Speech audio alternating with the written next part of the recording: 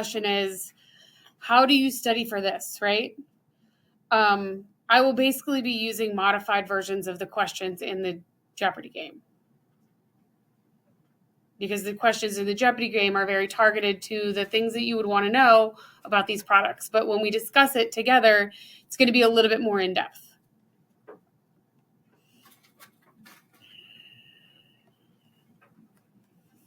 What questions do you have before we get started?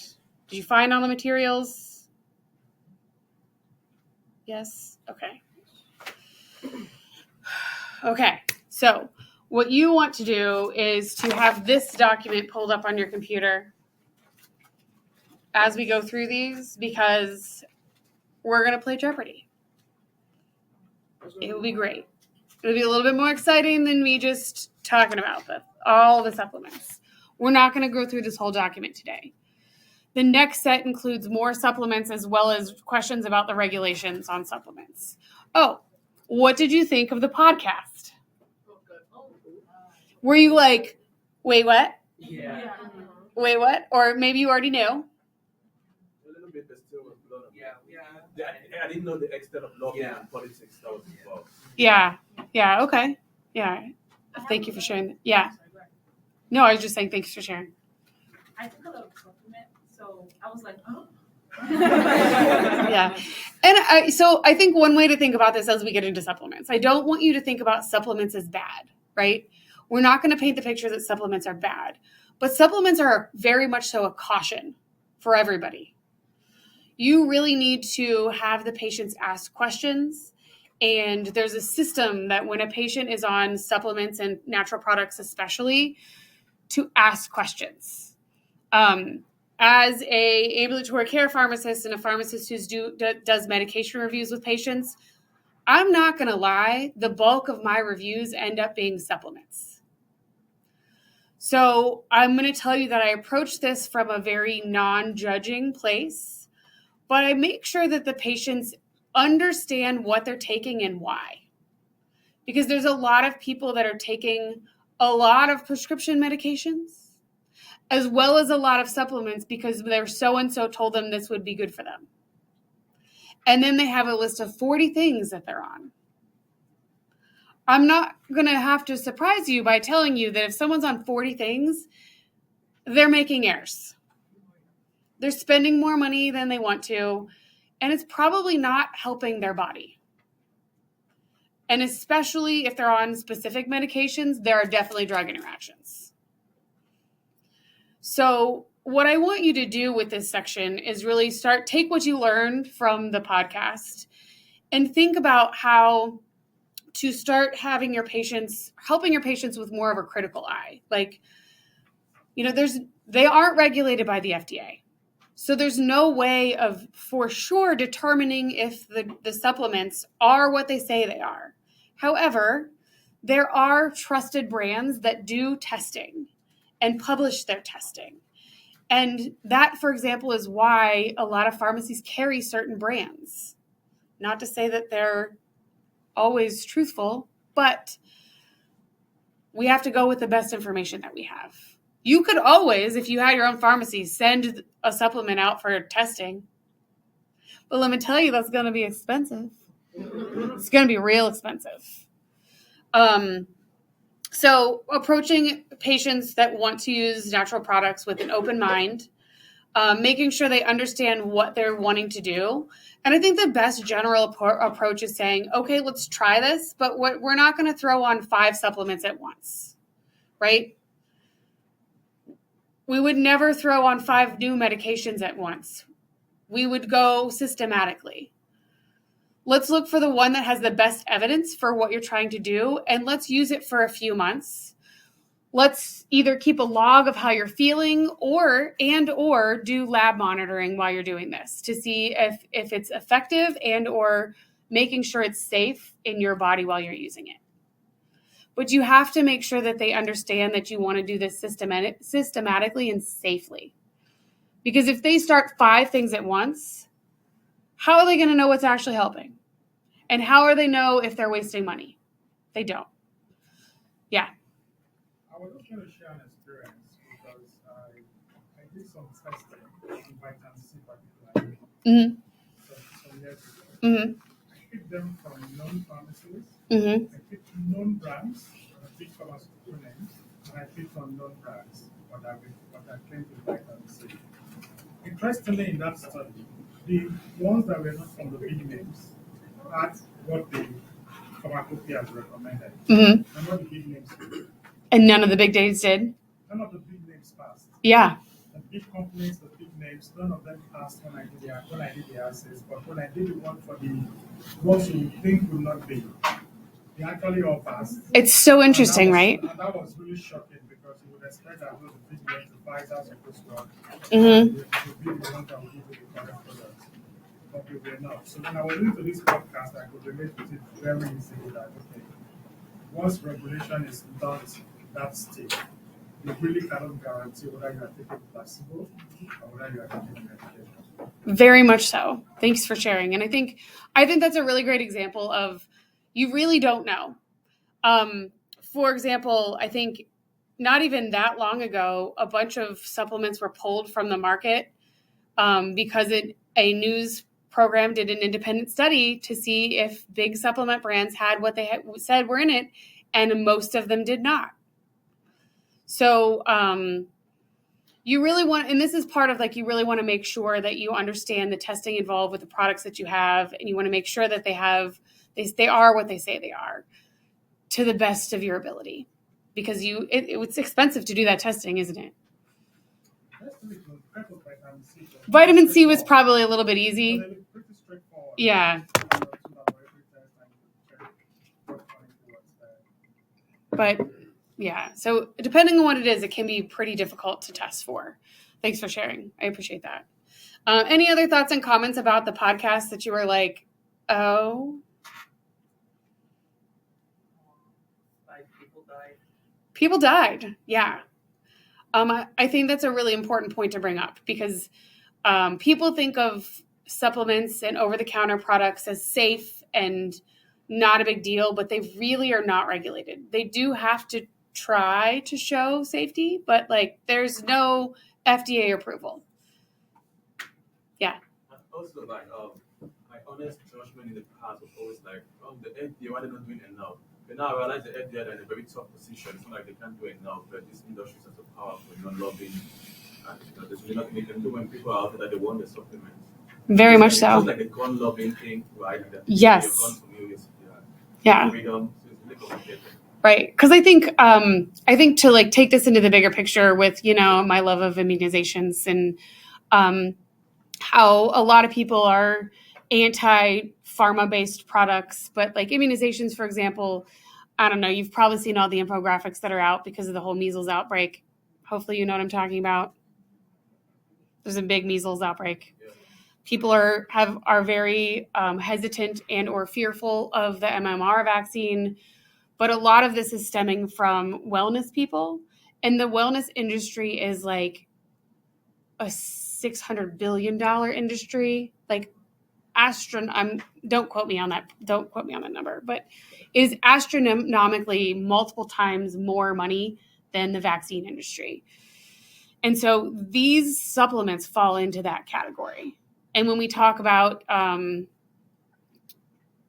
lack of regulation plus basically anybody can do what they want. You can see where a lot of people are trying to use these products because they think it's going to be helpful. And I'm not a part of this, right? Like I also use supplements, but it is something to be aware of and very mindful, especially there's one thing for a young, healthy adult to be using it and mindfully and cautiously. And there's another thing for people with multiple complications and multiple diseases and multiple drugs to be using these. You really want to be cautious in those patients. Yes. Kingsley. One thing that goes through my mind, which I wanted to bring up, was can we even trust the FDA? Can we really trust the FDA? Because when it comes to lobbying and all of that stuff, it happens even for the prescription medication, and it's everywhere.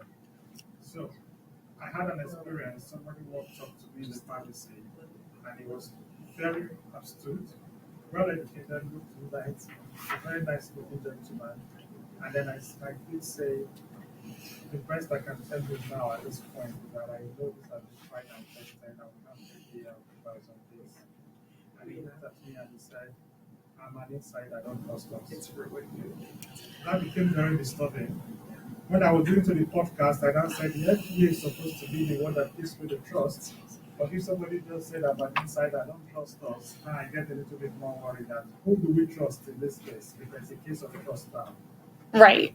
I think that's how do we know we can trust the FDA? I would say across the board, I do think the FDA does a fairly good job with most things, right? I really do. I think that most of the FDA employees are very mindful. I think you should always have your spidey senses up as I watch Michael drawing Spider-Man. You should have but it's okay. You can draw while you listen. It's fine. But I just see it. About where the money is coming from, right? Especially for these high cost, fastly approved drugs. You always want to be cautious about new drugs on the market. Always, right? But I think it's also something to say that a lot of these drugs are not just approved by the FDA. They're approved by multiple different international organizations. Not to say that they can't be influenced too by political powers, but that's also why you look for data that has nothing to do with the FDA and the specific companies. That takes a while to happen, right? So that's why I would say always be cautious about new drugs on the market. Always. Because we don't have all the data, nor does the FDA, nor does the company, right? But depending on the position you're in to try said product, you might not have the luxury of waiting. So I think that's the best that. So we go back to the good food, natural products. Yeah, and so when looking at natural products, I think the thing with natural products is that they're way less regulated. Like they aren't regulated in a way that you really do have to be cautious.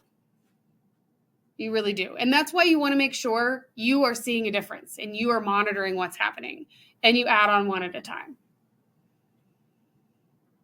Right? You really do. You don't want to just willy-nilly throw on a ton of natural products and supplements. Yeah. Yeah, it's that also the raw materials aren't really regulated also, and I worked in an industry and I saw how the rigorous testing that you have to do to give medications to patients. I was like, why isn't this part of have standard operating procedures or good manufacturing practices for every part of the manufacturing of natural products? But then I was listening to the podcast and how they try to debate certain things, so it was concerning at the same time because you don't know where you're taking. For example, they were saying that they were using chromium salts to for a bulking agent for turmeric, and chromium causes cancer. So it was oh my god, Right, like people that don't know what they're doing with the things that they have, and they're just like, oh yeah, we have this, let's use it. Yeah. And, I think that's a valid concern. And I think also thinking about when you're looking at what is the raw material and how is it sourced and where is it sourced from, we're going to talk about a lot of supplements today where if it is not prepared the right way, it can make you very ill. And how do you know? How do you know there's not lead in that? How do you know there's not some pesticides? A lot of them are plant-based. How do you have a better crop? You use a lot of pesticides. You don't know. So I think that's the use with caution, right? Remember as you go through this, use with caution. Okay, let's get started. Good discussion, thank you. So here is our round one. We're going to get through this today, and then we have a round two for when we come back. It'll be the very, very similar pattern, different topics and regulations. Starting with this one, who would like to, anybody pick one? Is anybody wow, I really want to do that category? George. Yes. Let's do skeletal system 1000. I was Let's go gonna big. Really? Actually, Let's go was. big. That's why I want that. That's what I'm talking about. You're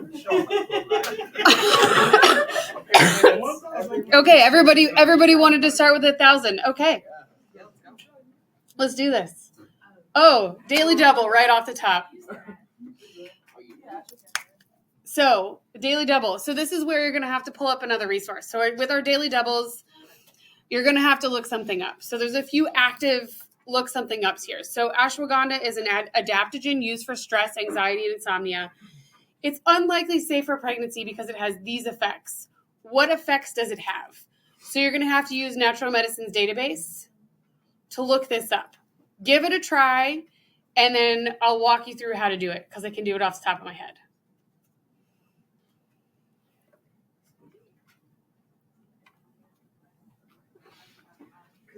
And the first person that gets it, just say it out loud.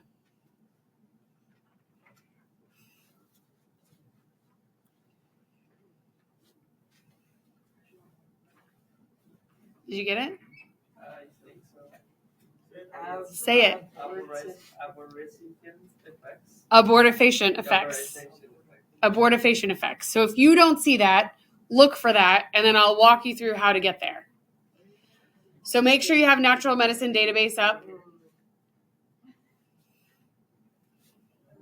And then just in that search bar, search for ashwagandha. It's one of the popular new things to add. It's been popular in the last 5-6 years. It's in a lot of drinks now. Like an energy drink will also have a little ashwagandha in there. Yours doesn't. It's not in yours. Because I know which ones do. I've looked at them. Well, you never know. I've looked at yours. It doesn't have it in it. You got some B vitamins. No. No, it's that one that has a pretty flower thing on the front of it. It says it. If it has ashwagandha, it says it. Okay, does anybody find it? So you want to click on the professional monograph of ashwagandha. And then look under safety. I'm coming. I'll walk around. You got it. I have it. I didn't know that a lot of There. Nope, not pharmacy. You're in the database. You want to put ashwagandha. Oh. That, yeah. I'm gonna do that after this class. Which means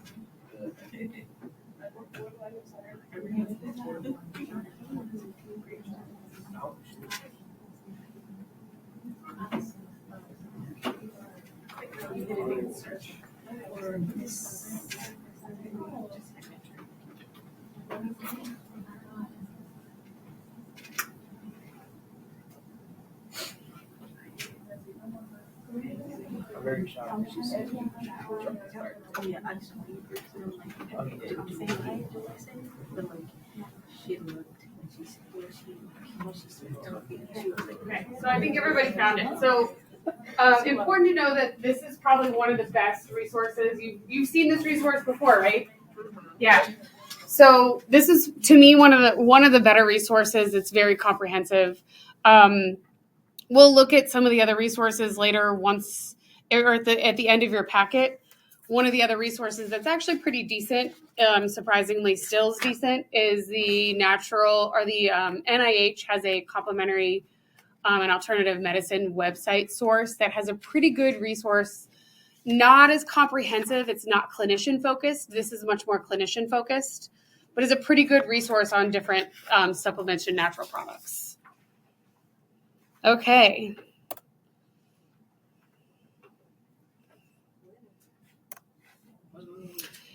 This is where getting back to the start of this is a little bit, I know there's a better way to do it without exiting and going back to the beginning. I think I have to click and go back.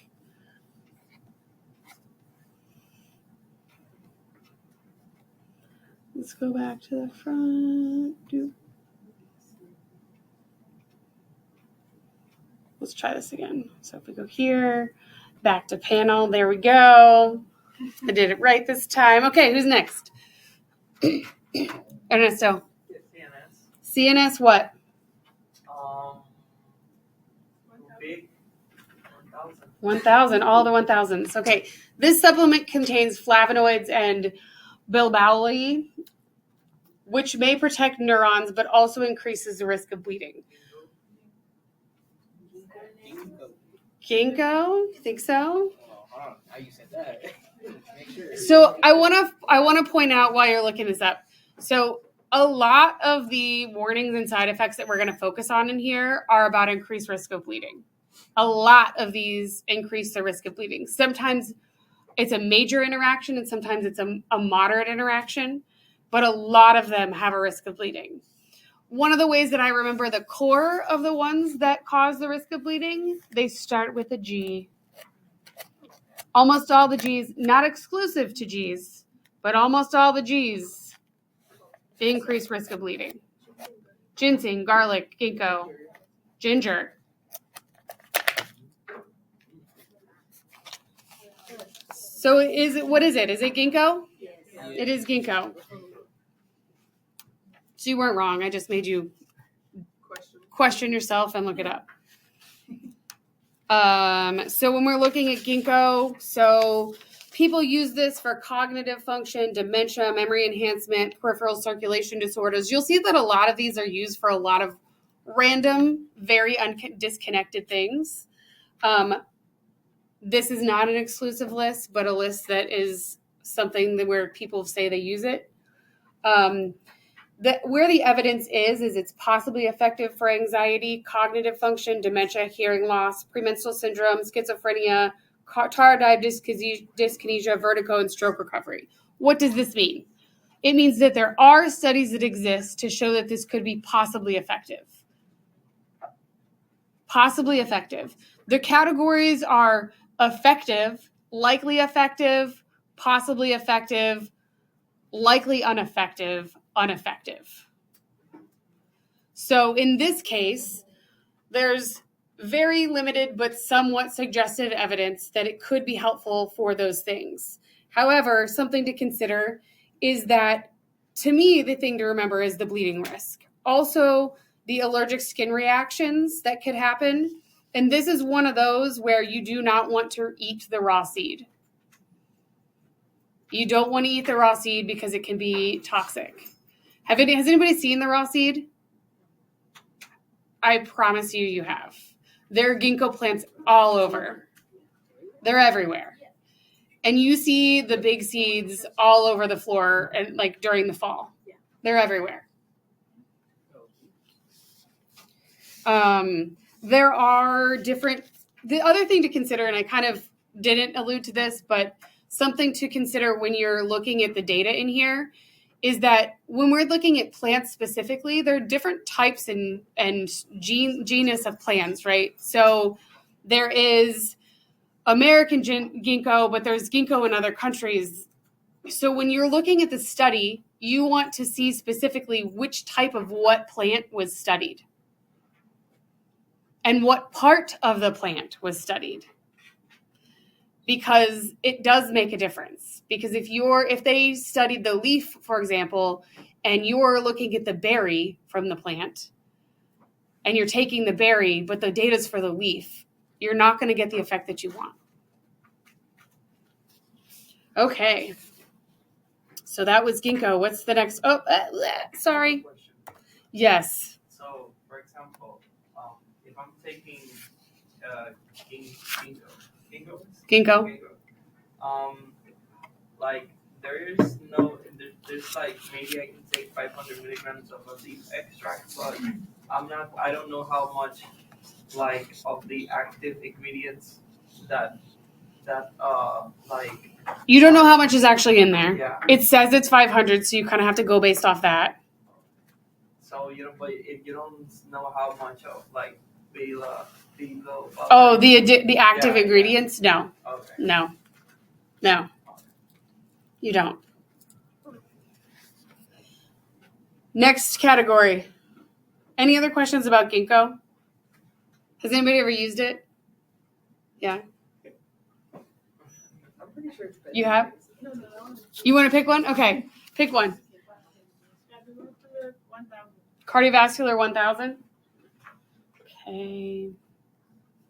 All the 1000s.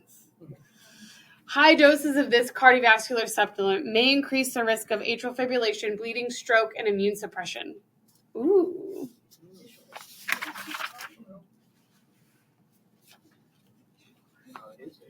It's fish oil. It's fish oil. So if you look at fish oil is also very commonly used. I would say if we're going to look at the list of how these are used, fish oil is often very high. I do want to add the caveat about fish oil. Fish oil, or the omega-6 fatty acid version of fish oil, does have a prescription version that people can take that is regulated by the FDA. However, most people don't take that version. Most people use over-the-counter versions. And fish oil, even by definition, fish is very open to all different kinds of fish, right? So you do want to look, if you're looking for a specific reason for its efficacy, what fish oil was used in the product that was studied that supports the data. Do you know what type of fish is often commonly associated with fish oil? Salmon. But not always. Not always. So you do want to look to see that if the product that you have is the product that's recommended in the studies. So where is the effectiveness for this? People use it to support cardiovascular health, like it's in here. Reducing triglycerides, that's what the prescription version is for, is to reduce triglycerides. It has anti-inflammatory effects and for hair, skin, and nails. I hear a lot of patients use it for the hair, skin, nails effects. Where is the evidence? The evidence is for it's effective for hypertriglyceridemia. That's why there's a drug. That's why there's an FDA-regulated version of this. But just because that version is effective doesn't mean the version that your patient's going to buy over the counter is going to be effective, because who knows what it is. You also want to look to see what quantity was studied. It's actually larger quantities. So we're talking like 2 grams a day. So you do want to make sure that the patient, when they read the label on the back, is actually taking the full quantity. Most of these are going to be multiple tablets or capsules a day as opposed to just one. Most of the supplements. So there's strong evidence to support its role in reducing triglycerides and mixed evidence for heart disease prevention overall. The mechanism, it contains omega-3 fatty acids, which is why we're talking about this, which have anti-inflammatory and anti-thrombotic effects. Anti-thrombotic means what? Blood bleeding. So when I think of fish oil and I have patients on fish oil with cardiovascular disease, they are often on blood thinners, right? Antiplatelets. They often are on medications that affect their bleeding. So it is one of my initial screens to look for fish oil all the time, because they think they're doing something good, but it can make their their antiplatelets not quite as effective. Because of that. Other things to consider. Has anybody ever taken fish oil? You probably have. The number one side effect is those fishy burps. It's like a fishy burpy taste. It is gross. Different versions of the fish oil say that they can reduce that flavor a little bit. Sometimes they're flavored fish oil, so now you have like an orange flavored fishy burp, which is, let me tell you, as gross as it sounds. But generally, so we're looking at 3 grams or less a day. So most of the time it's 2 grams. It's usually a combination of DHA and omega-3 and omega-6 fatty acids. But the gastrointestinal side effects are the big thing that people report. You do want to make sure if they're taking higher doses for long times that they're getting their cholesterol checked and they understand the bleeding risk. The bleeding risk is higher for people who are at higher risk for bleeding, not necessarily everybody. Okay.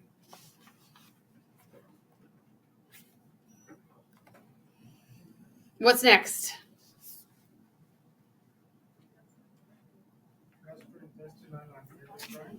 Gastrointestinal endocrine.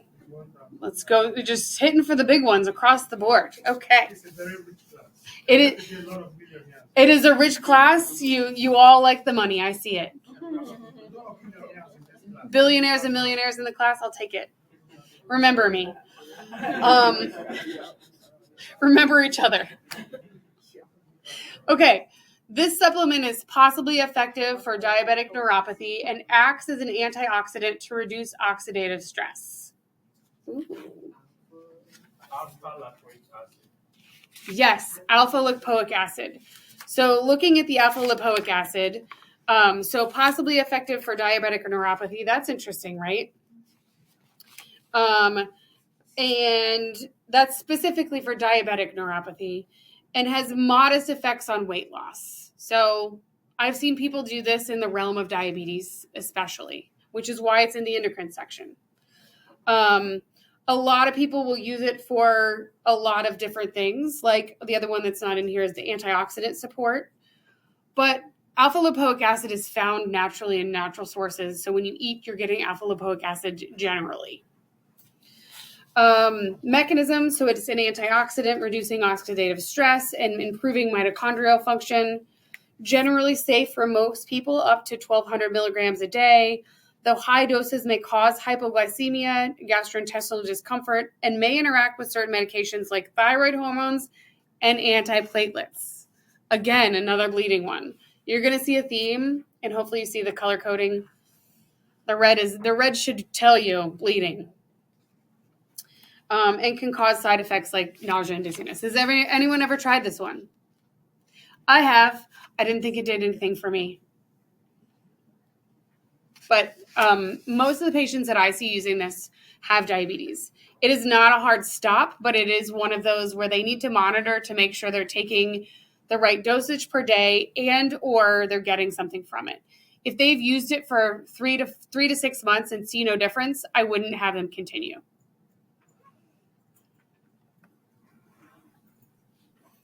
What's next? Michael. Musculoskeletal system 200. 200, okay. Let's see. This supplement is used for osteoarthritis and is often derived from mammalian sources and shellfish exoskeletons. Exactly, glucosamine and chondroitin. So when you're thinking about musculoskeletal aches and pains, this is one of those top 10s. Like of the top 10, we've looked at fish oil is in the top 10. Don't quote me on this, but I'm just going based off of what I know. There is a top 10 list, but I know for sure fish oil's on it and glucosamine and chondroitin are on it. Maybe separately, but not always together. A lot of people reach for this for osteoarthritis, especially in the knees. The evidence does weigh more towards the knee osteoarthritis. But I think it's important to know, for example, if someone is a vegan, do you think they want this? No, you would want to make sure you check the source of that should be listed on the bottle. If it's not listed on the bottle, you don't know. Also a caution. And if someone has a shellfish allergy, in some preparations, not all preparations, you want to be careful. So let's see, I shouldn't have stapled this. It's a little hard to go through these.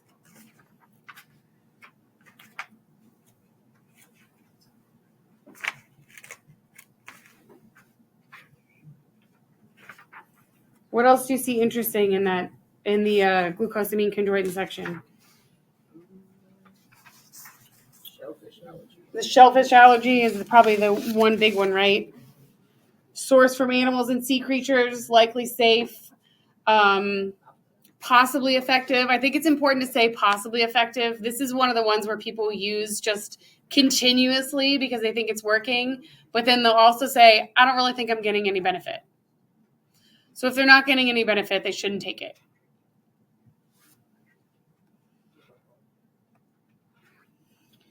Next topic.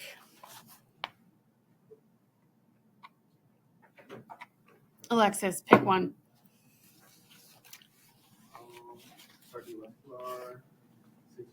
Cardiovascular 600. Okay. This supplement functions as an antioxidant and membrane stabilizer, playing a key role in mitochondrial energy production and is used as an adjunct in statin therapy. And this is why this is also a very popular drug or popular supplement. Coenzyme Q10. So who's heard of coenzyme Q10? A lot more than anything now, people will sometimes just have patients just use, if they're on a statin, especially coenzyme Q10, because the thought is that the statin depletes your naturally occurring coenzyme Q10. I don't think it's one that's necessarily going to hurt people if they are, especially if they're on a statin, but can make people feel a lot better if they are on a statin. First page. So, the first one. So, people use it mostly, I see it mostly in statin therapy to reduce those muscle pains. So, something to consider. It's likely effective for coenzyme Q deficiency, coenzyme Q10 deficiency, possibly effective for heart failure and migraines. And when you look at that, what patients are coenzyme Q10 deficient, it's a lot of times patients on statins. Mechanism. So you also sometimes see it advertised as ubiquinol, or like, I don't know, you probably don't watch commercials like I do. You probably don't have the time for that. I'm just guessing.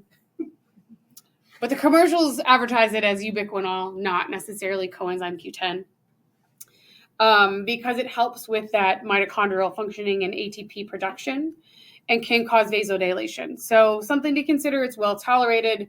Gastrointestinal side effects are possible, but you also want to look for potential additive effects with antihypertensives. So if it's an additive effect with antihypertensive, what does that mean?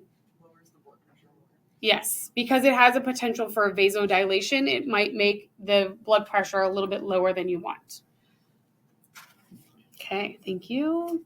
So if you have somebody who's on rosuvastatin and amlodipine, would you recommend that they take the CoQ10? Rosuvastatin and amlodipine? Well, maybe.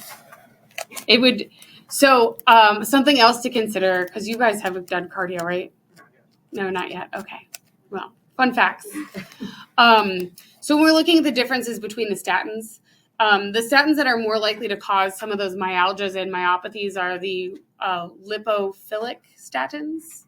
There's lipophilic statins and there's hydrophilic statins. Rosuvastatin is a hydrophilic statin. Maybe you'll remember this, free preview for cardio. Puerto Rico is an island that loves water. Pravastatin and rosuvastatin are hydrophilic statins that I expect less muscle side effects. So they might not need it. They might. I don't know. My grandmother literally just asked me because I texted her and so I said, funny. "Do you take fish oil?" And then she was like, "Should I take the CoQ10 because I'm on a statin?" And I was like, So that's a really great question, right? Like, This is what happens. Your loved ones ask.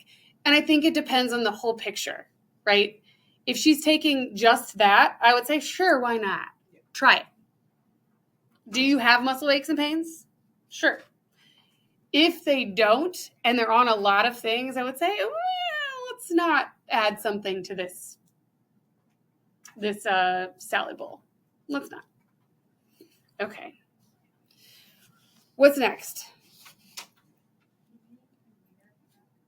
Kidney urinary tract, which one? Thank you, Tough Cat. Ooh, daily double. Okay, so using natural medicine database, what are 3 things for which probiotics are possibly effective for? Have you done probiotics yet? No. I'm going to tell you probiotic is just like saying, what is food helpful for? Because there's so many different strains of probiotics. But this quickly clumps them all together and says which ones have decent data. Abdominal pain. Antibiotic-associated diarrhea. Eczema, atopic dermatitis. Also, and I think it's important, like if you just see these titles, it's important to read the whole sentence because sometimes it's secondary prevention, sometimes it's prevention in general. So if you're going to make a recommendation off of one of these someday, make sure you know what it's actually doing. So a lot of them won't treat the infection, but they'll prevent potentially a secondary, like this infection from happening again. We're also looking at atopic disease in general, bacterial vaginosis, C. diff infection reoccurrence. I actually looked that one up. I was happy to have to do this. So my dad had C. diff probably about a few years ago because he had a tooth infection and they kept giving him antibiotics, so he got C. diff. And now he's terrified to take an antibiotic, right? And so they were asking me, my parents were asking me, like, what probiotic should I use? And I'm driving in the car and I'm like, I don't know. So I looked it up. I looked up the strain. There's a very specific strain listed under there. And I'm going to send it to him once we're done and be like, or I might even just buy it and send it to them. Do this one. Because he's very terrified of C. diff again, which I get. And you will have those patients. Other things, for example, the H. pylori eradication rates. So there's one that says it helps H. pylori eradication rates. But we have a whole regimen for that. So I would say probably focus on that regimen first. There's a lot of other things on here. C. diff infection, colic, constipation, diarrhea. I will say the caveat with probiotics in general while we're on that page is that you do not want to necessarily use probiotics in someone who's immunocompromised.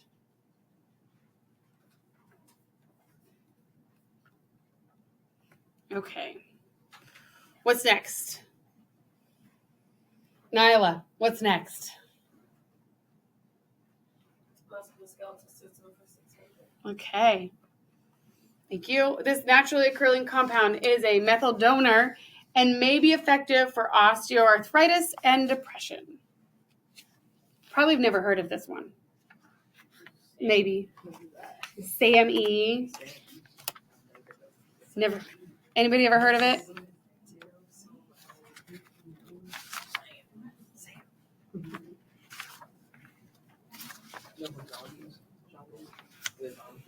Let's see. SAMe. So SAMe is one of the many things. Oftentimes you'll know, like, to note that like glucosamine, chondroitin, MSM, and SAMe are often combined into one thing, thrown on for osteoarthritis. Just so you know. So when people use the supplements for osteoarthritis, it's often a combination of some of all of these things. So SAMe used for osteoarthritis, depression, it's a naturally occurring endogenous substance, likely effective. So it's likely effective for osteoarthritis. So potentially something someone could add. Possibly effective for cholecystitis and liver disease. Kind of cool. Mechanism acts as a methyl donor and biochemical reactions influencing neurotransmitter production and cartilage maintenance. Cartilage maintenance seems like the thing for osteoarthritis, right? Safety, likely safe when used orally and appropriately. Dose-related CNS effects are possible. Nausea, diarrhea, constipation, dizziness, insomnia. You do not want to exceed 800 milligrams per day. And interactions are with antidepressants because of risk of serotonin syndrome. So that one's a new one. And then potentially levodopa, which is for Parkinson's disease. It might reduce the effectiveness of levodopa. And I think that's really important too, because if you've ever worked with someone or know someone who has Parkinson's disease, the problem is that eventually that levodopa that they take externally doesn't work and they can't take enough of it. So you do not want to do anything that's going to reduce their effectiveness of their levodopa dose.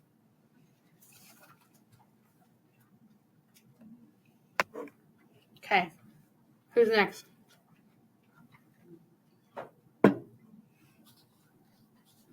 Shirley.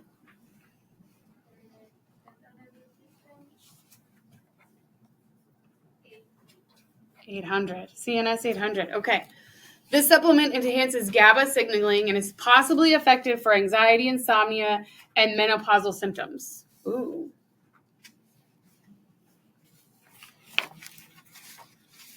This is the one I think is pretty interesting because depending on where in the world you're from, you might have very heard of this.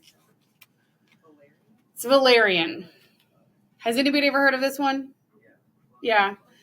There is a movie called Valerian in case you want to get kind of like googly dorky. But it is, I see it oftentimes used as a sleep enhancement or for sleep. But it is something that people go for. Let's see, where am I here? So insomnia and anxiety are things that people use it for. Effectiveness, possibly effective for tension, headaches, stress, insomnia, anxiety, nervousness, cramps, fibromyalgia, and menopausal symptoms. That's a lot of different things. Possibly effective doesn't mean effective. It acts on GABA and adenosine A1 receptors as well as serotonin receptors. Common side effects include dizziness, drowsiness is dose related. So you can imagine this is one where if someone's on valerian, you do want to make sure that they're cautious if they're on other medications that would make them drowsy or use substances that might make them drowsy. There is a hepatotoxicity concern, and you want to make sure that they avoid driving. Why? Drowsiness, dizziness, right? You don't want to use in pregnancy and lactation and with other CNS depressions. One thing I didn't note, and if you look at the top front page, while we saw one that actually talked about pregnancy and lactation, off the top of my head, I think there's only one supplement in here that is actually used during lactation. In general, I do not recommend supplements for use during pregnancy and lactation. Mostly because we just do not know. The risks in almost all these cases never outweigh the benefits. What if it's something that's labeled like prenatal? That's vitamin. So prenatal vitamins come as a prescription. I can't find it right now. You can, but it also is available as a prescription. So, but the other thing to note with prenatal vitamins is I think it's important to note that some prenatal vitamins, the point of the prenatal vitamin is do you know which component? It's not in this, but you probably, folic acid is the important part of the prenatal vitamin. There are other forms of folic acid like folate and methylfolate that are not shown to be efficacious for preventing neurotuberal defects. So if someone wants a different form, make sure it actually has folic acid in it.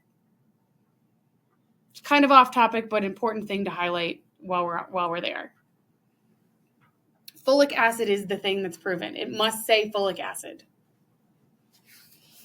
Okay, so valerian, that was a fun one. If you really like, there's a movie. Valerian's a movie. I think it's about insomnia too. Popularly used in like Eastern European countries. Okay, what's next?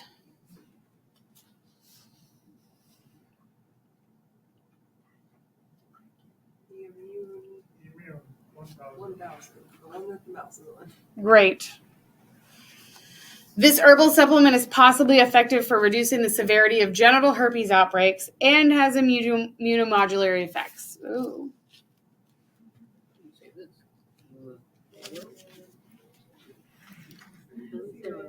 Erythro or Siberian ginseng. Yeah, well, I don't know why you're trying to say the hard word when the Siberian ginseng is much easier to say. So when we're looking at the Siberian ginseng, and I think it's important to note, like ginseng is one that has a lot of different forms. Ginseng is not ginseng. They're not all the same. They're not used the same.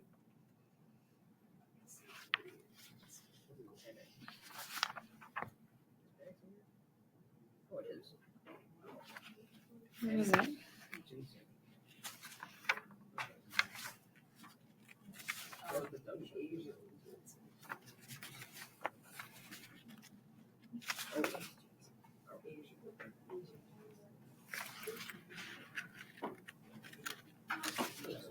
Ginseng. Like this makes it harder because I have them all combined. Which one is this one under? Or performance enhancers? There we go.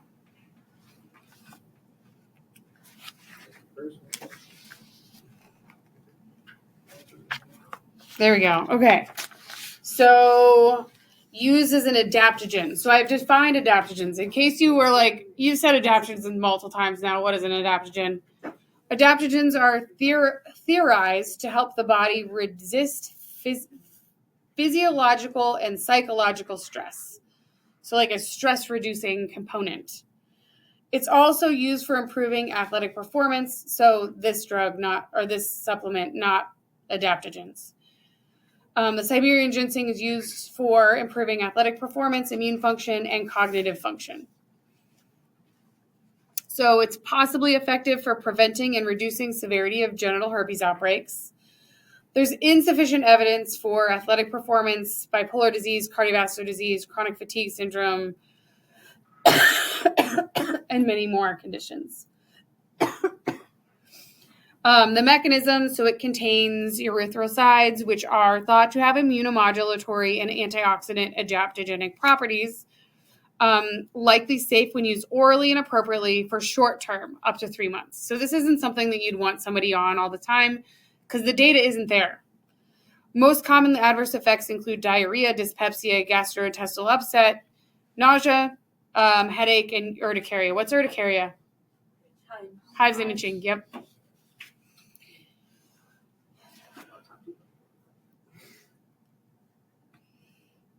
Masa, pick one. Kidney and urinary 800.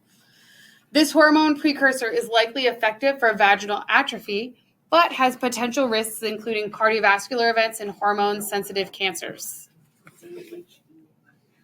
Yeah, DHEA. So if you're not there, go ahead and get there. I didn't do that one. I don't know.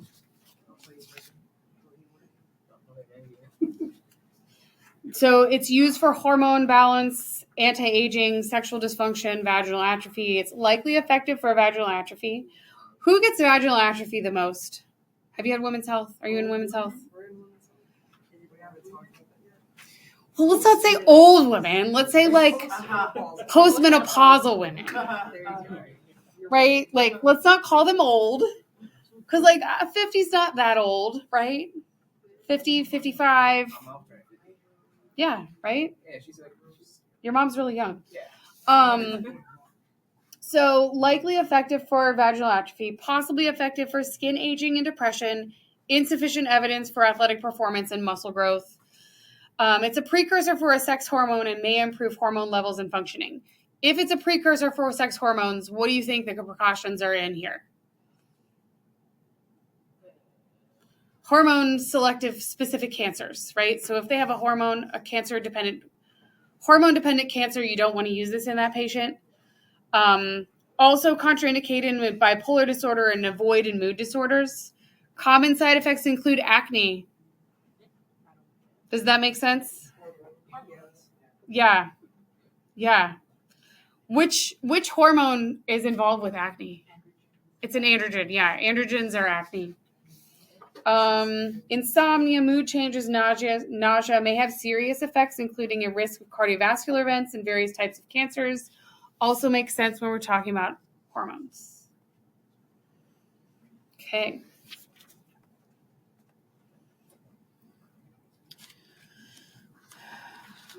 Jesse, pick one. Immune and physical 800. Immunomodulators, mental health performance enhancers. This one's a long one. This tea contains caffeine. It's been studied for its cardiovascular cognitive benefits, but may cause liver toxicity in high doses. I bet you know this answer without looking.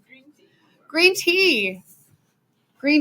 So your Rockstar might have green tea in it. Green tea is commonly used in different energy drinks because it does contain potentially some other properties, but definitely caffeine.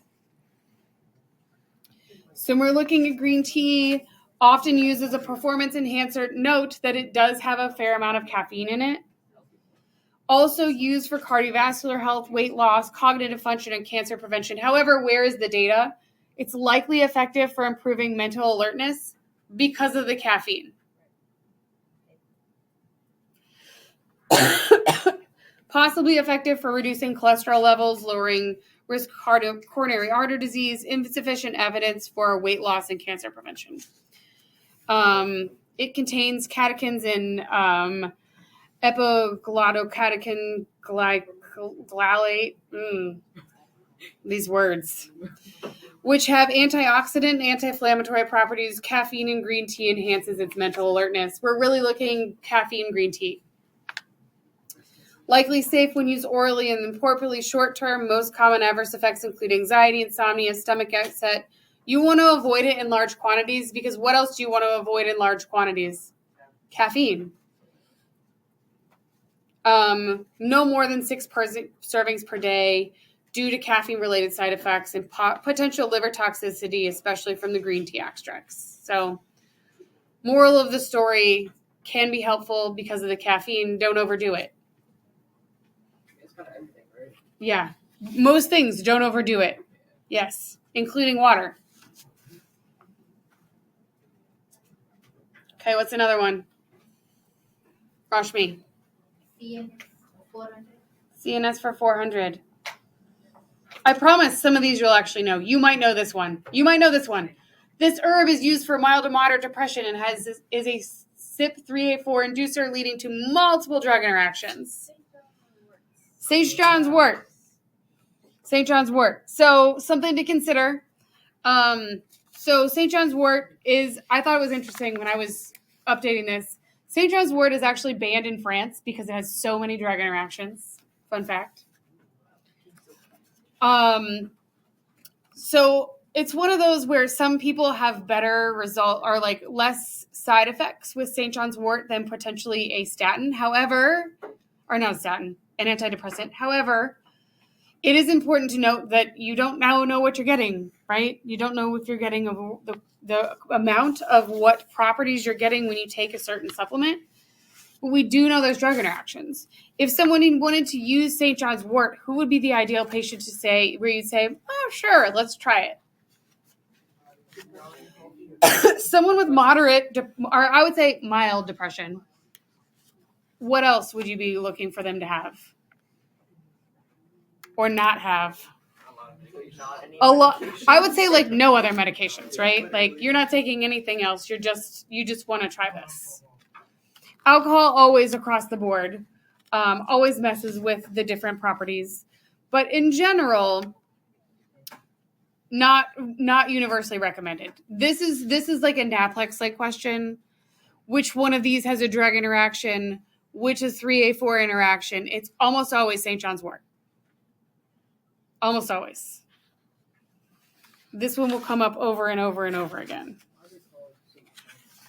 It's the plant. The name of the plant. You can find that out and tell us. Thanks. Go ahead and look that up and tell us why the plant is called St. John's wort. Solid question. Thanks for looking it up. Would you like to answer, Michael? Oh, yes, I would like. The plant's common name comes from the European species' tendency to bloom around June 24th, the feast day of St. John the Baptist. Oh, so the plant blooms around the feast of St. John Baptist. Interesting. So this one says it's likely effective. People use it for a lot of different things. I would say, too, if someone wanted to use this for depression, this is not a substitute for a prescription medication, right? This is not for someone trying to diagnose themselves. Important to note. And you really do want to have a conversation with the pros and cons of this and make sure someone's being monitored and or talking to a provider if they really do think they're depressed. It's possibly ineffective. So this one has some good data that it's ineffective for burning mouth syndrome. Has anybody ever heard of that? Burning mouth syndrome? This is also something that I've never heard of it until I saw it in 3 postmenopausal women within a month at one point.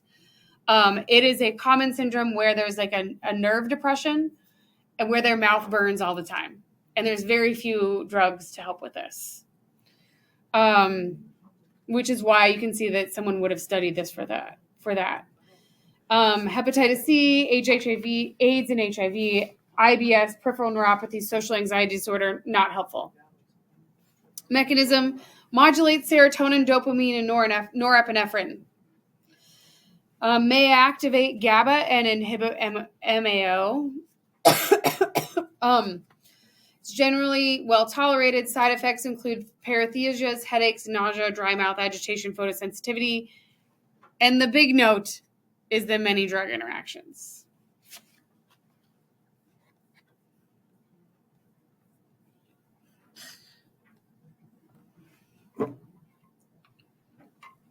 What's next? Who wants to choose? Or am I going to call somebody out? Alicia, you're looking at me. Do it.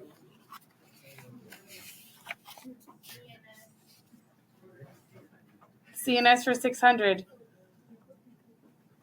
This supplement contains pedisin and isopedicin, which help reduce migraine frequency, but should be PA-free to avoid toxicity. That's the key point with this one. If someone's going to use this one, it has to be PA-free. Butterbur. That's a fun one to say, right? Yeah. How are you getting it so fast? Are you just doing a Control F?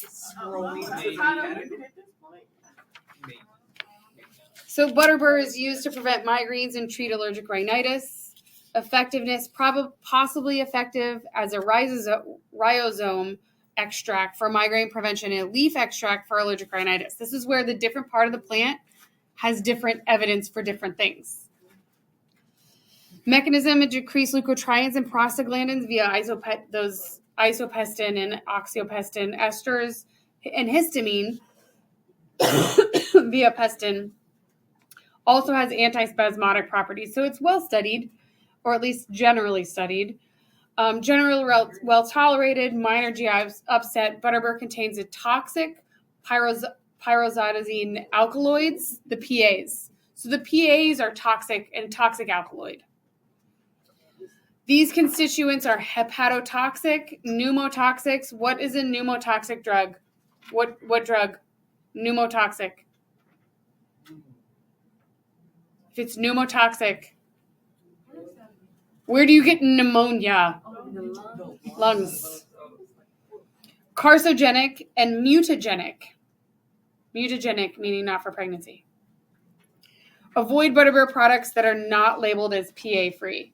So if someone wants to try Butterbur for their allergies, for example, make sure it says PA-free. The PA is in there. It's the pyrazolidine alkaloids.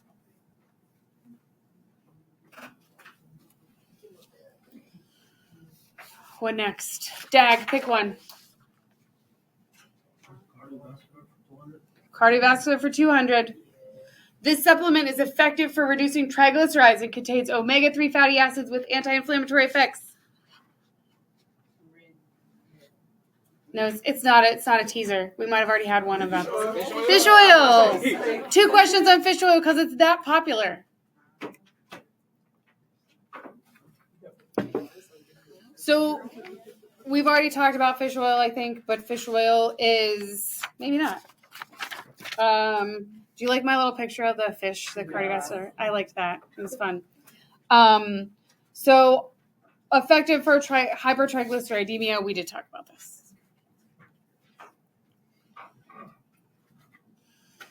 Who wants to do another one? Yes. For the Butterbur. Mm-hmm. You say if someone wants to use it for allergy, they should avoid PA? Yes. Okay. Yeah. Or if they want to use it for any of the indications where it's likely effective, the bottle needs to say PA free. If they want to use Butterbur for anything, the bottle needs to say PA free. Go ahead and Google search Butterbur images, and you should see bottles that say PA free.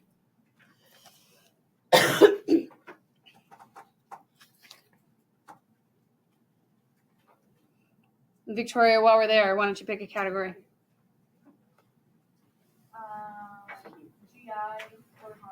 GI 400. This supplement is commonly used for liver support and contains silymarin, as its active compound. No thanks. Oh, actually, maybe. Anybody find this one? Thank you. Milk thistle. Milk thistle. So milk thistle. Has anybody heard of milk thistle?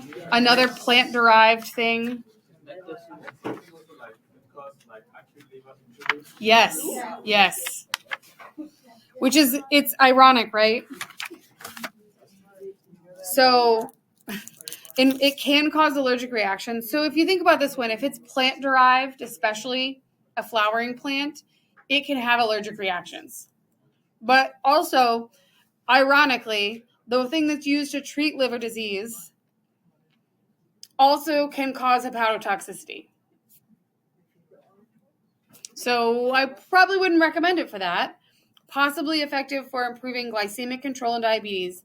Insufficient reliable evidence for acne and kidney injury protection.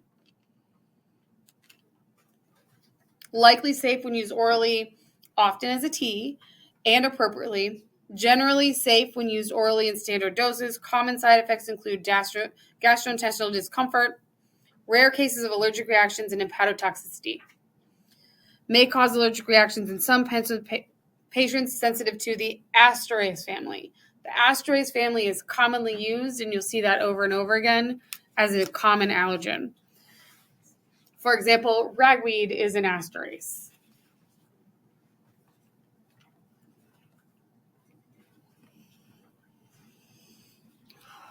Keandra, your turn.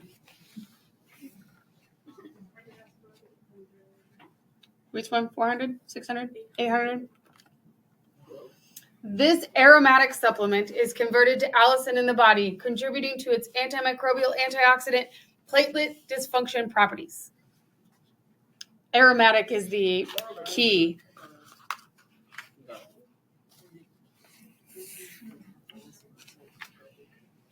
This one is garlic. Garlic. So also very commonly used, mostly in food and flavoring as an aromatic flavoring. The amount of, when someone's using this for a supplement, the amount of allicin in the garlic that they're eating, which is the pungent aroma forming compound, is not going to be enough. They'd have to eat a lot of garlic, like the whole jar, if they have the pre-cut ones. So that's why it's in a specific supplement form. Often used for hyperlipidemia, hypertension, type 2 diabetes, increasing immune function, and antimicrobial properties. May be effective for slowing atherosclerosis, hyperlipidemia, hypertension, and reducing severity of non-fatty liver disease, non-alcoholic fatty liver disease.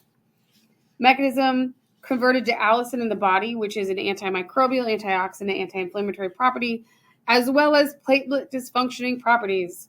So we have a G, and we know that this G definitely increases the risk of bleeding. Also, topical application of raw garlic can cause severe skin irritation. One thing I want to note, because I've seen this a lot, has anybody ever seen people put like garlic cloves up their nose to say that it helps clear their nose? Please don't do this. Please don't do this. It induces your body to create mucus because it's an immune response. It is not clearing anything out. You are causing nasal mucosa irritation by putting garlic in your nose. It is not cleaning out your sinuses. Mucus comes out because you caused it to be there from the garlic. Were you going to say something? I said, if you look at balance, that's the cleaning. Because it's cleaning, that's why it's coming out. No. It is 100% because it's irritating your nasal mucosa. Yeah, but that's what people say. They're like, oh, it's cleaning your nose. It's not. That's why it's coming out. The process of cleaning is bringing out all the nonsense. Yeah, but that's not it. It's irritating your nasal mucosa, causing irritation, making that mucus happen. Which, if you think about it, makes sense because garlic is spicy. Garlic is one of those things where my child will say, this is spicy. And I'm like, no, it's not. Sure. Okay, it has antimicrobial effects. If it's applied topically on the skin, does it have any antibiotic effect? Go ahead and look. Go ahead and look. Just wondering if I'm lost in some forest. Probably better than nothing. Probably better than nothing, but you're really doing a gamble. Make sure you clean it off well, because garlic is in the ground. What else is in the ground? Bacteria, botulinum toxin, fun things. Anyway, next category. What? Nervous system 200. Where is it? There we go. This supplement is commonly used, commonly used for sleep disorders, including jet lag and insomnia. Melatonin. Also probably one of those top 10 ones. Melatonin is commonly used. Sleep disorders, especially in blind patients, insomnia, prevention of jet lag, and sleep issues in shift workers. It's likely effective for delayed sleep phases syndrome and non-24-hour sleep-wake disorder. Possibly effective for beta blocker-induced insomnia. Cancer. Has anybody ever heard of beta blocker-induced insomnia? It's a thing. I usually hear the opposite from beta blockers, by the way. But, some drugs that make people sleepy can make people excited. Cancer, emergent delirium, hypertension, insomnia, jet lag. So possibly effective for what it's being used for. But what does it do? It's a naturally occurring hormone that regulates the circadian rhythm in the brain. So you have it already in your body. Generally well tolerated, safe for short-term use. Long-term safety is less clear. Adverse effects include drowsiness, headache, nausea, may increase risk of seizures. So be careful. Yes? Oh, so in general, for jet lag, the general idea is that you want to take it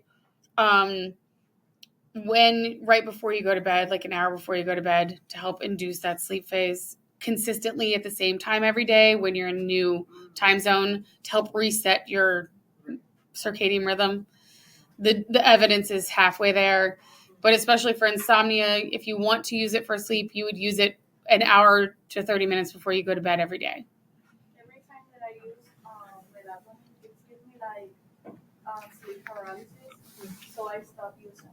It gives you sleep paralysis, like you can't move your body? And I'm like this in my bed. Yeah, don't do that. That's interesting. Also important to note that the dose that you use does matter. There's a lot of studies that look at varying doses. So the natural dose is like 0.1 to 0.3. Does anybody know what a normal melatonin tablet is? 5 to 10. So it's a very, very dramatic different dose. So the dosing does matter, and sometimes you're more sensitive to doses than others.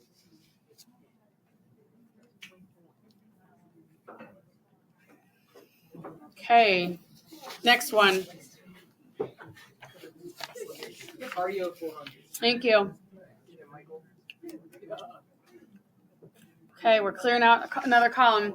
This supplement contains monocyllin K, which is identical to the cholesterol-lowering drug lovastatin. Ooh, this is a Naprox-like question too.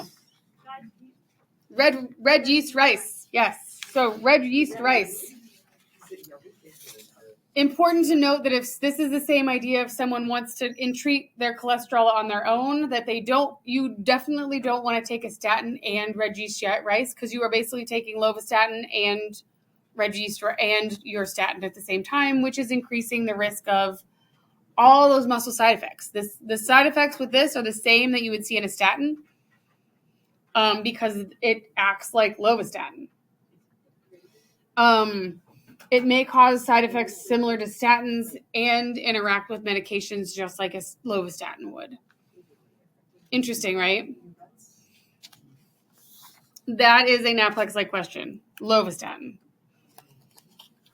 Monocyllin K, and it is red yeast rice.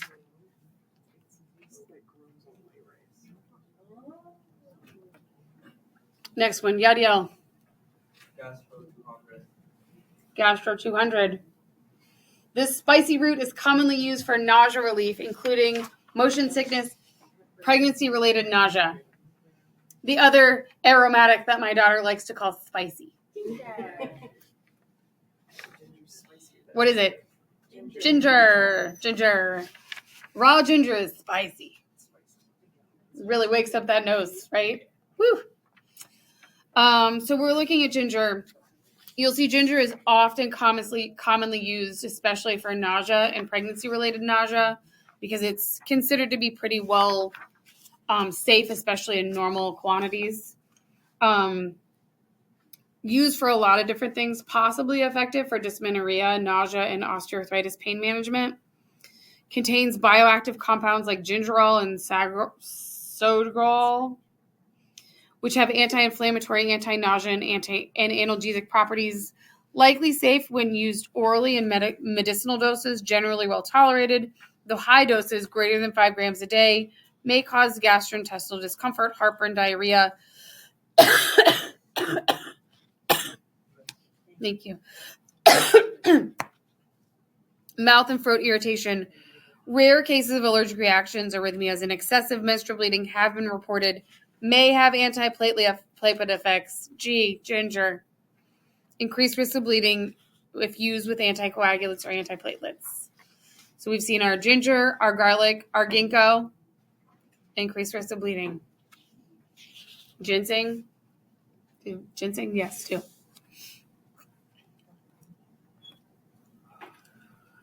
Okay.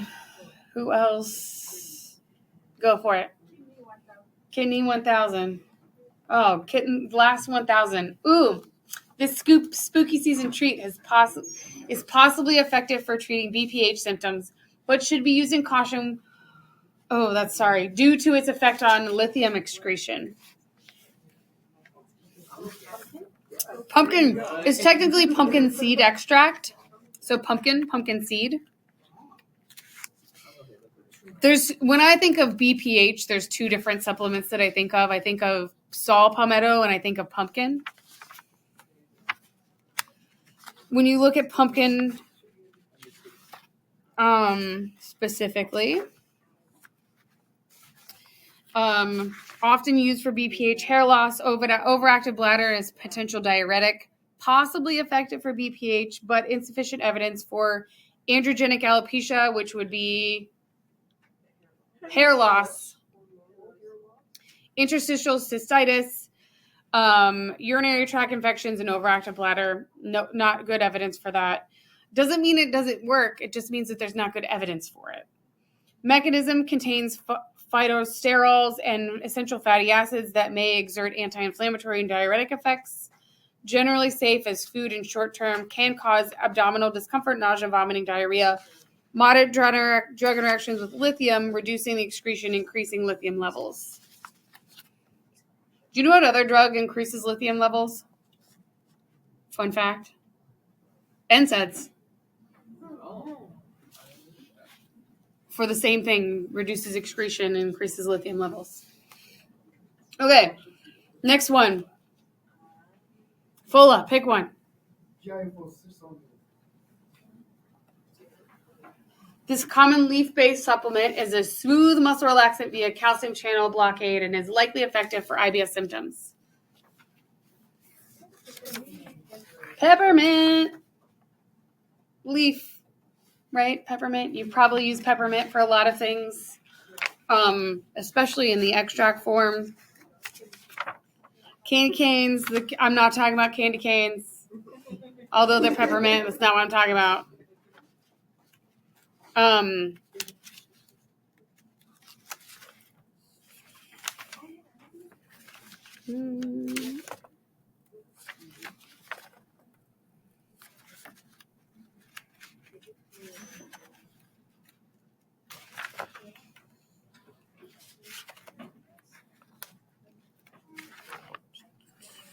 Peppermint. What do you see that's interesting about peppermint?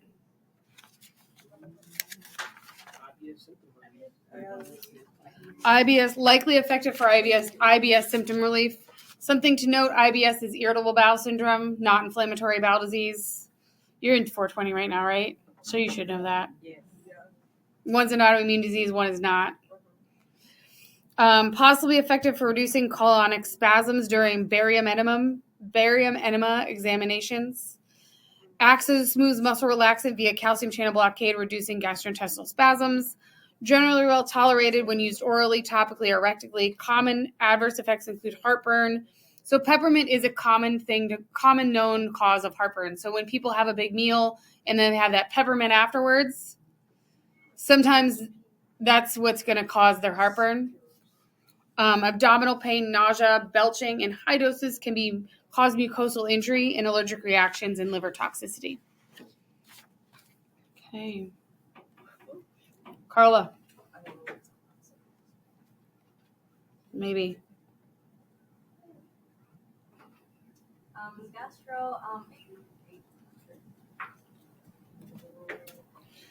This spice containing spice contains phenols, and this is your big hint. I debated whether I wanted to keep this word in here.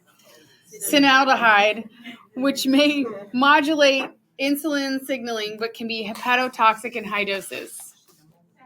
Cinnamon. So, cinnamon, fun fact, oftentimes used for diabetes or to reduce blood sugars. Cinnamon also, it's important to note that it has multiple different forms. There's two common forms that are used, the cassia and the Ceylon versions. The common version that you have most of the time is the cassia version. Something important to note right now is that in the last year, a lot of the cassia versions have been contaminated with lead. So you do want to make sure that your version of cassia has, like the cinnamon spice that you put on your food, is not one of the ones that's been recalled for known contamination with lead. Fun fact, not really fun. But that is a great example of it is bark from a tree and can easily get contaminated. The effectiveness, there's some evidence that suggests it may help lowering fasting blood glucose and cholesterol, but the results are mixed. I have seen people try to use this exclusively for their diabetes. It did not work the way they wanted. Contains polyphenols and cinaldehyde, which may modulate insulin signaling and exhibit anti-inflammatory and antioxidant properties. Generally safe at dietary doses. It can cause allergic dermatitis, right? This one's, again, like a spicy. It definitely has those irritating effects. Oral irritation, nausea, bloating is possible. The cassia cinnamon also contains coumarin, which can be toxic in high doses. The Ceylon cinnamon contains less coumarin and is generally considered safer. So which one do you think is harder to find? The Ceylon. Which one do you think is more expensive? The Ceylon. So that's why you don't see it. Have you had it? No, I just Googled cinnamon supplements, and most of the ones that popped up are the Ceylon one. So that's good. But the one that you eat on your food is most of the time cassia. I feel the need to check all of Who's next? I think I've got everybody. Is anybody know? Jessica, you're hiding in the back. Let's do Musculoskeletal for 800. This colorful spice, if you know what the color it is, you know, has anti-inflammatory properties due to curcumin and is commonly used for arthritis and digestive health. Turmeric. So this is one that I would say is probably also in the top uses. Used in many different things. We'll talk about it a lot when we talk about Ayurvedic medicine. But what color is it? It's like yellow, orangey yellow, like bright yellow. Turmeric itself is a root, and the curcumin is the active ingredient of the root that causes the effects. So you'll sometimes see it in written as both, but it's usually the turmeric or turmeric.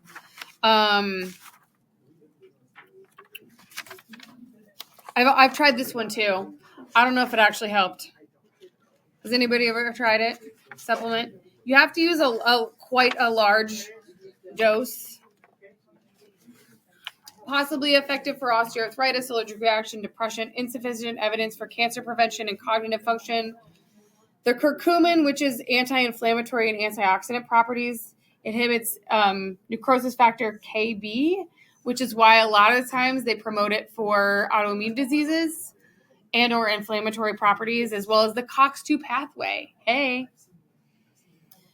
Likely safe when used orally and appropriately, can cause gastrointestinal discomfort and major interactions with anticoagulants as it increases the risk of bleeding.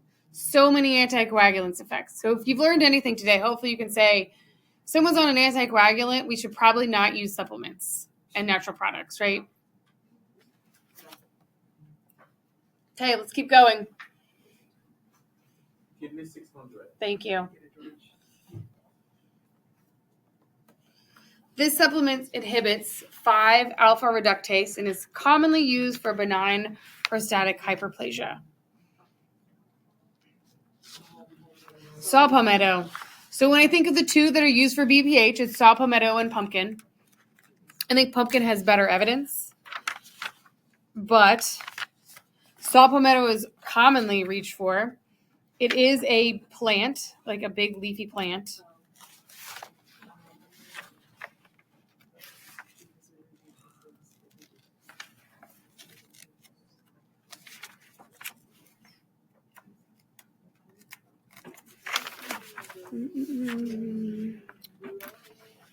I'll get there eventually.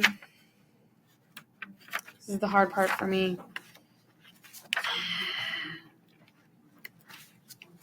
What page is this on? Oh, I found it. It's on the top of page 7. Yep.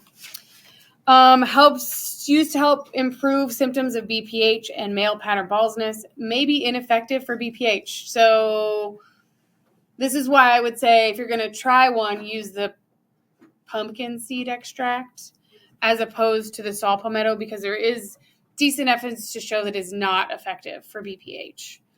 But may improve outcomes for after TURP surgery. So do you know anybody know what TURP surgery is? Do you remember? Do you know? That is it's like the surgery that you get if you have BPH. And there's insufficient evidence for hair loss. The mechanism is a 5-alpha reductase, which may reduce the dihydrotestosterone DHT levels. Generally safe, may cause nausea and headaches, but also anticoagulant. So many, right? So many. What's next? I'm going to pick Musculoskeletal 400. This sulfur-containing supplement is possibly effective for joint pain and was developed to avoid toxicity from dimethyl sulfoxide, DMSO. Yeah, MSM, methylsulfonylmethane. It commonly used for arthritis and developed to avoid DMSO, an industrial solvent, toxicity and side effects. It occurs naturally in foods. Possibly effective for reducing osteoarthritis symptoms and mild joint pain. Mechanism provides sulfur for amino acid synthesis and acts as an anti-inflammatory and antioxidant properties. Guess what else this does? When we're looking at safety. May enhance the effects of anticoagulants, which means increased risk of bleeding. Again. So someone who mistakenly inhaled DMSO can take this? Say that again. Someone who mistakenly inhaled DMSO, can the person ingest that? I don't know about that, but I think it's part of it was developed for the DMSO toxicity. So I don't know if it's just from inhaling it or if it's ingesting it because if it's a byproduct. I don't know. That is outside the scope of using it as a supplement. Let's do this one to clear this category. Ooh, this sour berry is commonly used for preventing urinary tract infections, but may not be effective for treating active infections. I'm going to tell you, you might think of it as a delicious drink, But if you've ever had raw cranberry, Or the juice that's not like the cranberry unsweetened cocktail, juice, the cocktail is a cocktail for a reason because it's sweet and delicious, and the natural forms of cranberry juice are bitter and sour. Whew. Commonly used for prevention of urinary tract infections. This is definitely one of the most common used ones. The older patients in the assisted living homes are just on this by the handful. Not really, but it feels like it. Cranberry is, let's see, possibly effective for reducing the risk of repeat UTIs in recurrent UTIs in many different types of patients. So we're not talking primary UTI. We're talking about someone who repetitively gets UTIs, but not treating an active infection. So prevention of a recurrent, not treating an active infection. Insufficient evidence for other uses. It contains proanthocyanins, which may prevent bacterial from adhesing to the urinary tract. So bacterial adhesion. Generally safe, but may cause diarrhea, gastrointestinal discomfort, and may interact with warfarin. Bleeding risk again. Shocking, right? Okay. I'll do that one next. So immunomodulators. This supplement is commonly used to prevent colds and boost immune function, but has inconsistent results in clinical studies. Echinacea. So there's a few, as we'll get through this section, that you'll see people touting as things to help when they're sick, to use as ways to help support their immune system.